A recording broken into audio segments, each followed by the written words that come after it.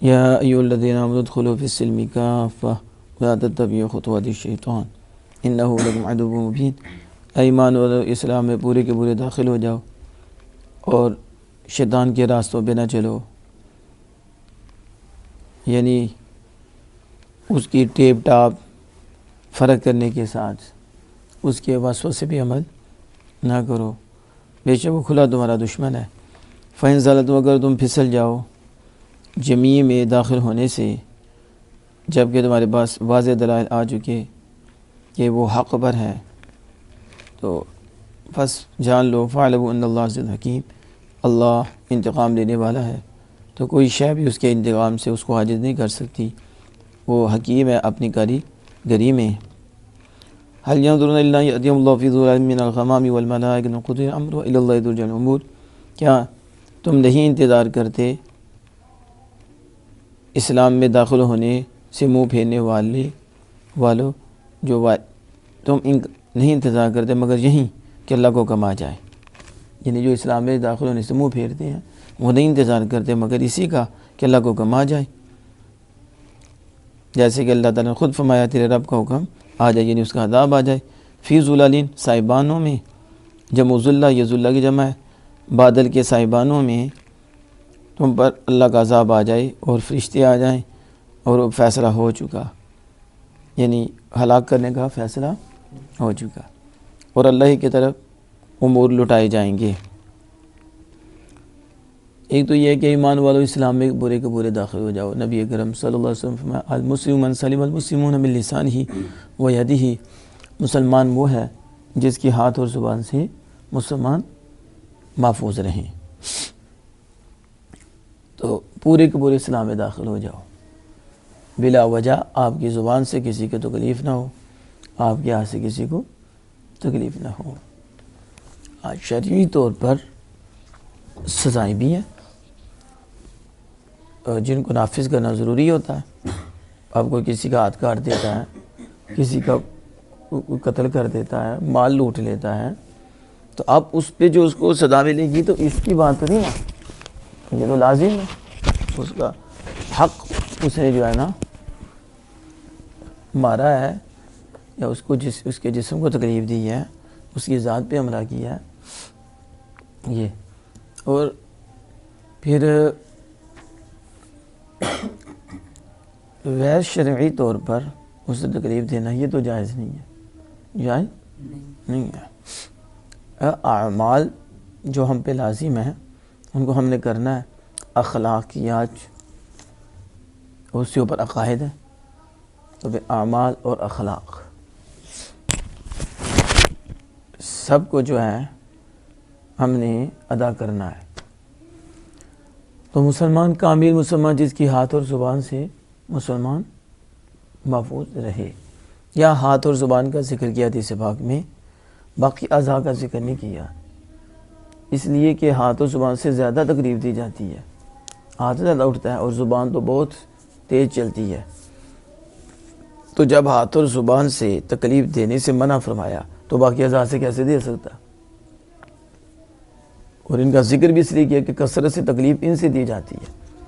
آج دیکھ لو نیٹ پہ کیا ہوتا ہے، یہ گالی گلوچ جو ہوتی ہے اور کسی پہ الزامات لگائے جاتے ہیں، بہتان لگائے جاتے ہیں، اور کوئی کہہ رہا ہوتا ہے کہ یہ خارجی ہے، کوئی کہہ رہا ہوتا ہے یہ رافضی ہے، یعنی جاہل قسم کے لوگ جو ہوتے ہیں جنہیں علم نہیں ہوتا وہ فتوے دے رہے ہوتے ہیں، کسی کو وہ رافضی بنا رہے ہوتے ہیں، کسی کو وہ خارجی بنا رہے ہوتے ہیں، کسی کو دنیا پرست بنا رہے ہوتے ہیں، پتہ نہیں کسی کے متعلق کیا کہتے ہیں، کسی یہ زبان ہی ہے، زبان سے کہہ دیتے ہیں۔ اور پھر ہمارے حالات بھی عجیب قسم کے ہیں، یعنی کوئی سیدنا صدیق اکبر ان ہستیوں کا صحابہ کا دفاع کرتا ہے تو وہ خارجی ہو جاتا،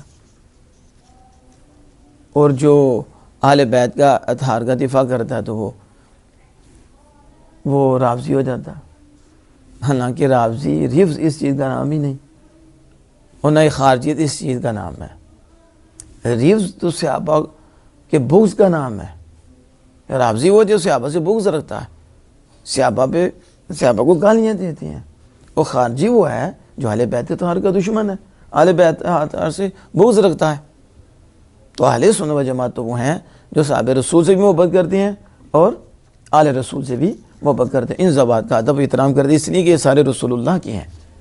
لیکن میں بتا رہا ہوں کہ زبان سے کتنے گناہ ہوتے ہیں، اس لیے نبی اکرم صلی اللہ علیہ وسلم نے فرمایا کہ مجھے یہ دو جو جبروں میں ہے نا، یہ اور جو ایک یہ جو ناف کے نیچے ہے، یہ دو پہلوؤں کے اندر ہے، یعنی نفس، اس کی گارنٹی دے دو، مفہوم حدیث سے بتا رہا ہوں، تو میں تمہیں جنت کی ضمانت دیتا ہوں، جنت کی ضمانت دیتا ہوں۔ اور یہ زبان ایک زبان لکھنے کی ہوتی ہے، کیا؟ تو یہ لکھنا بھی ایک زبان ہے، لکھنا بھی دیکھ یہ ہے نا، یہ زبان بولتے ہیں، تو قلم بھی زبان ایک زبان ہے، قلم بھی، تو قلم بھی دے لو، کومنٹ پہ کومنٹ کیا ہے؟ تمہارے ایمان والو پورے اسلام میں داخل ہو جاؤ، بہتان بازیوں سے باز آؤ، گالیوں سے باز آؤ، بدتمیزیوں سے باز آؤ، بد اخلاقیوں سے باز آؤ۔ تم پاؤں کاٹ رہے ہو اور مسلمانوں کو کہیں رافضی بنا رہے ہو، کہیں خارجی بنا رہے ہو جو حضور سے پیار کرنے والے ہیں، ان کو پتہ نہیں کیا کہ کچھ تم بناتے ہو، نیچے گالیاں دیتے ہو، تو پھر اپنے آپ کو سمجھو بڑے متقی، بڑے یہی تو تباہی ہے، جو اپنے آپ کو سمجھ رہا میں بڑا ہوں، نہیں، کچھ بھی نہیں۔ تم کیا ہو؟ تمہاری حقیقت کیا ہے؟ یہ اللہ کا فضل اور اللہ کی مہربانی ہے۔ تو ادخلوا فی السلم کافہ، اسلام میں پورے کے پورے داخل ہو جاؤ، دوسرے مذہب کی توجہ ہی نہ کرو، نہ ان کے راضی کرنے کے لیے کچھ کرنا ہے، کرنا بھی اللہ کی رضا کے لیے، اللہ کے محبوب کی رضا کے لیے کرنا ہے، اور پھر جو تم پر چیزیں لازم ہیں ان کو کرنا ہے، ان کو کرنا ہے، وہ جو ضروری ہے ان کو کرنا ہے۔ اس لیے ایمان لائے ہو تو اب اسلام میں پورے کے پورے داخل ہو جاؤ، اور تم سے اسلام نظر آنا چاہیے، اسلام۔ ہاں اب دیکھیں، فرمایا کہ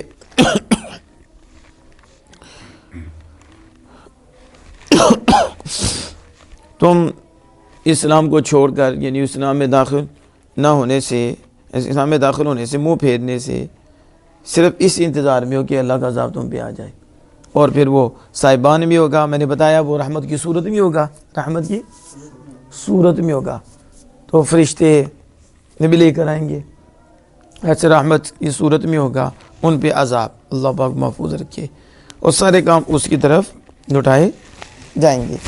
یہاں دیکھیے وہ کہتے ہیں کہ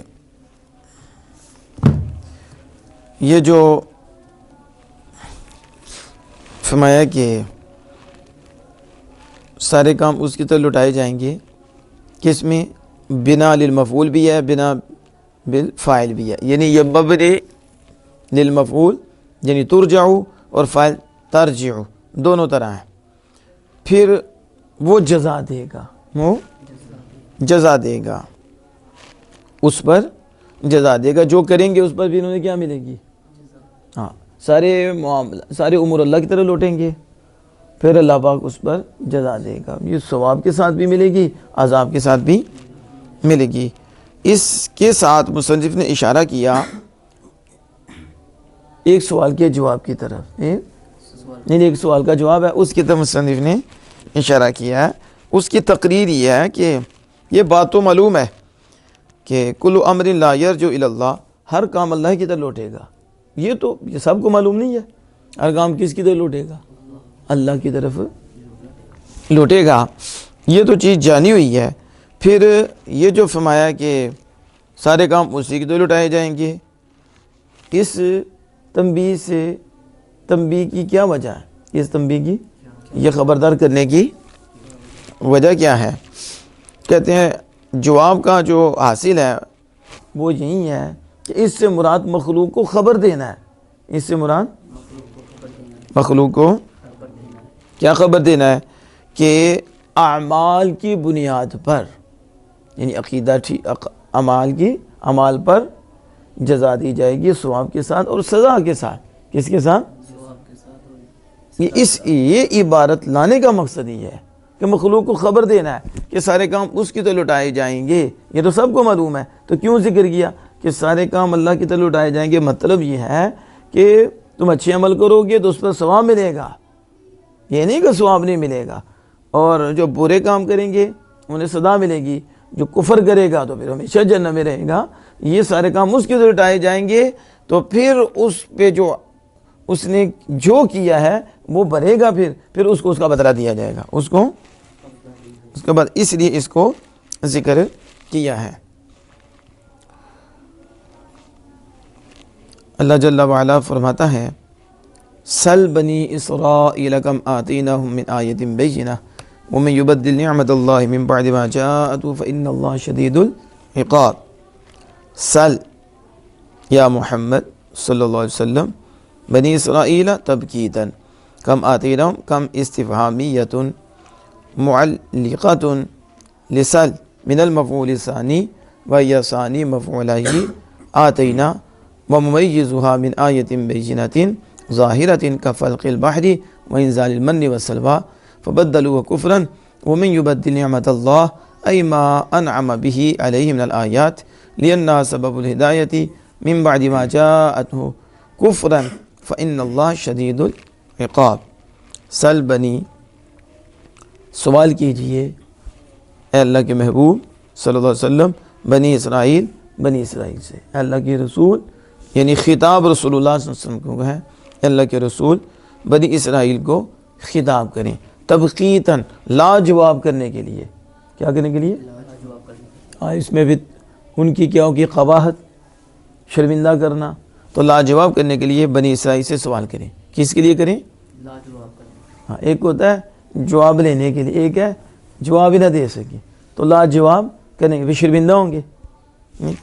کم آتینہم، کتنی ہم ان کے پاس من آیت بینہ، واضح نشانیاں لائے، کتنی ہم ان کے پاس واضح نشانیاں۔ کہتے ہیں یہ کم استفہامیہ ہے، خبر نہیں ہے کہ بہت لائے، مطلب ان سے سوال کرے لاجواب کرنے کے لیے کتنی ہم ان کے پاس نشانیاں لائے۔ تو شاعر کہتے ہیں کم، یہاں کم استفہامیہ، کم استفہامیہ ہے، اور معلقۃ، اور یہ سل کے لیے معلق ہے، سل کے لیے مفعول ثانی سے، تو مفعول ثانی جو سل کا مفعول ثانی ہے اس کو عمل، یہ سل کو عمل دینے سے روکنے والا ہے، سل کو یعنی سل کا جو مفعول ثانی ہے اس کو کیا کرتا ہے؟ یہ کم روکنے والا ہے، کیا کرنے والا ہے؟ یہ اس کی تعلیق ہے، اور وہ ثانی مفعول آتینا، وہ آتینا کا کہ دونوں مفعولوں میں سے دوسرا ہے، آتینا کے اس میں سے کیا ہے؟ یعنی آتینا، اور یہ خود جو ہے یہ کیا ہے؟ کم، یہ کم آتینا کے دونوں مفعولوں میں سے دوسرا ہے۔ ومیزھا، اور اس کی تمیز، کم کی تمیز، کم آیا نا، تو اس کی تمیز اور اس کا ممیز من آیت بینہ، وہ کیا ہے؟ من آیت بینہ، اور یہ کم استفہام یہ کی کیا ہے؟ تمیز۔